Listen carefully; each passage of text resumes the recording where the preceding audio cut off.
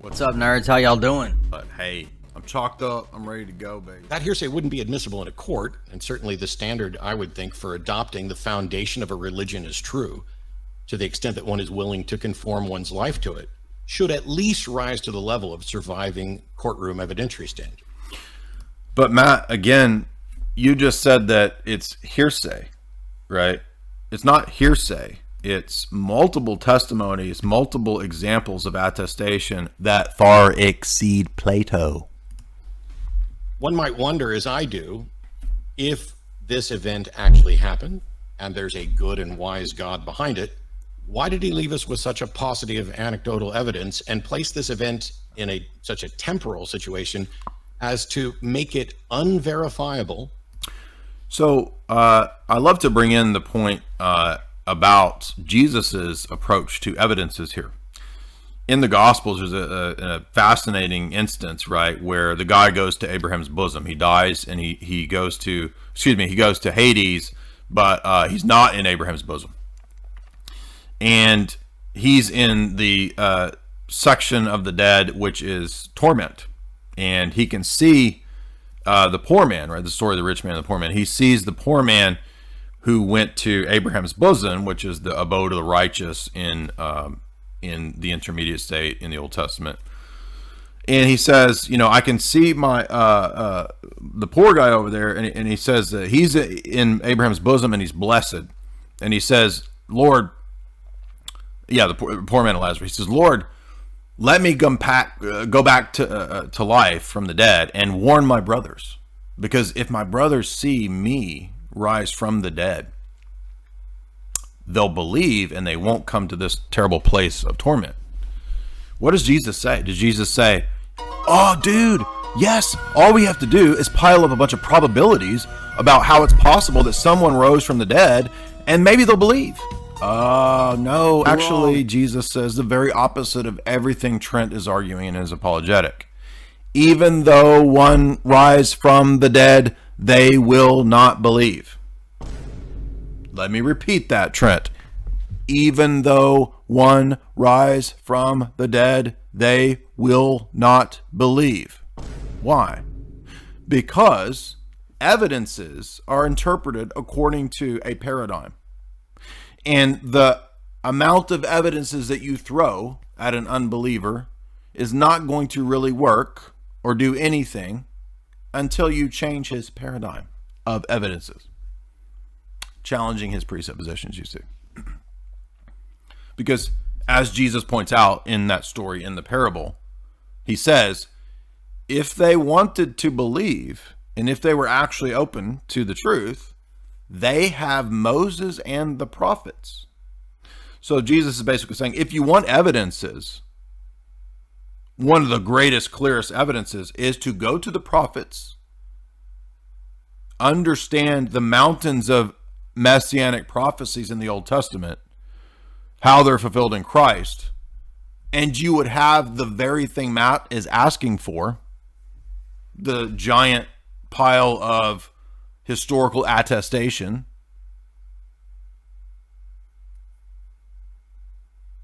They have Moses and the prophets.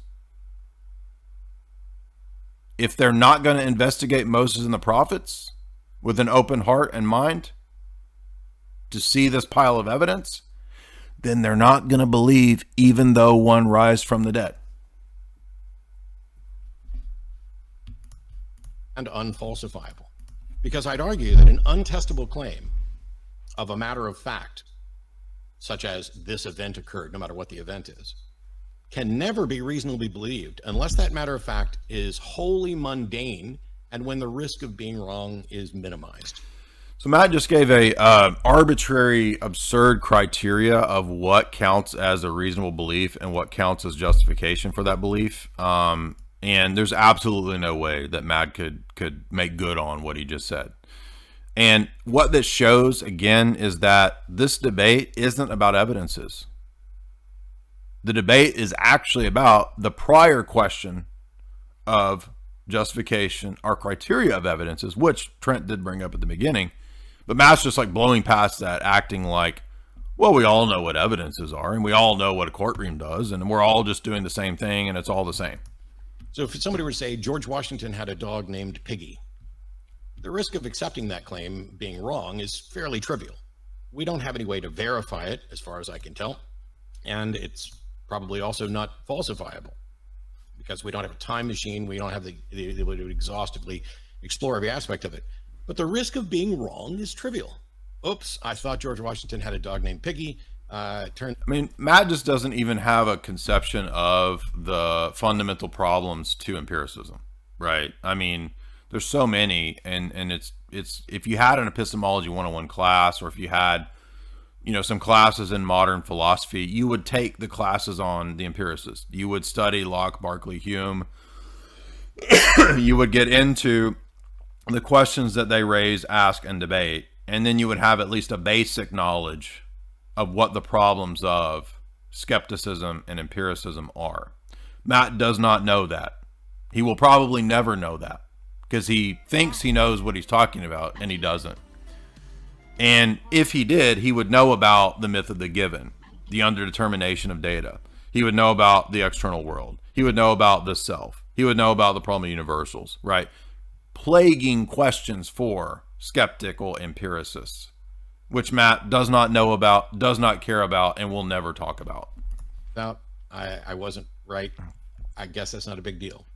Unless maybe you're on a quiz show in front of millions of people and then you suffer terrible embarrassment and a harm to your reputation. Well, remember, this is the guy who thinks that when Jordan Peterson asked him about why life has value, he literally replied, because a monkey ancestor thought he had value.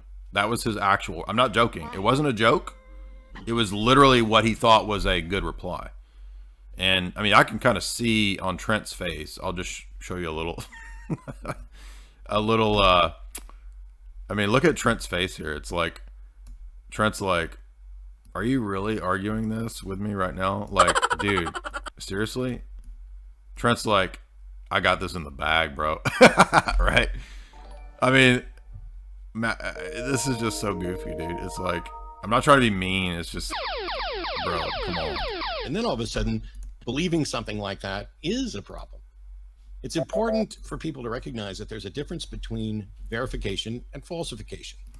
Matt, does he not even know that the verificationists and the falsificationists, like, this is all, like, people don't do this anymore. Like, it's like Matt read a couple introductory books and then just ran with it and ignores, like, dispensed archaic epistemological attempts of justification and theories of evidences and proofs and knowledge that people don't really hold anymore. But I think maybe the normie audiences that follow Matt, I mean, if you read the comments under the debate that I have with Matt on his channel and on my channel, like especially on his channel, like the tier of people, the Reddit tier of the audience that follows Matt, you know, the people that come into the Discord, the atheist crowd, the people that I was arguing with for 5 hours the other night on the politics and religion server, like, they don't know what an argument is. They don't know what justification is. They don't know what empiricism is. They don't know what Berkeley said, what Hume's. They have no idea about any of this stuff. So what appeals to them is really these low tier analogies, right?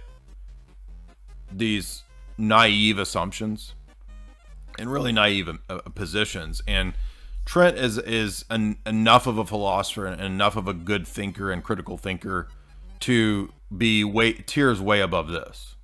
So, I mean, Matt is so out of his element in these kinds of debates that he doesn't even realize it. That's the sad part here. And because he at least is a good talker, he's at least able to dupe a lot of people who literally know nothing about Philosophy 101. And that's really the only way that he could be successful at this is that kind of a game. Verification is verification is the concept that we should produce the thing. If we were to say all intelligent beings are on planet Earth, verification, you could run around, hey, there's an intelligent being on Earth and there's one on Earth. And again, I mean, do anybody who has had like a few philosophy classes will, like, they know the ways that you could critique verificationism, right? Or falsification. Like, people don't hold this stuff anymore. One on earth and there's one on earth. But verifying it exhaustively could be completely impractical because you would have to search every. Does he not? He doesn't understand that the verificationism and these, they don't actually solve the dilemmas that Hume raised. Do you remember in the debate with Matt where I just kept going back to David Hume and saying, Matt, everything that you're saying assumes the principles that Hume called into question. Do you have an account for that? And Matt literally just kept saying, I don't care what David Hume said. Like, he thought I was appealing to David Hume as an appeal to authority. I'm like, Matt, I'm not appealing to David Hume as an authority. I'm appealing to his argument. Dude, really? Are you that slow? Yes, he is. Planet.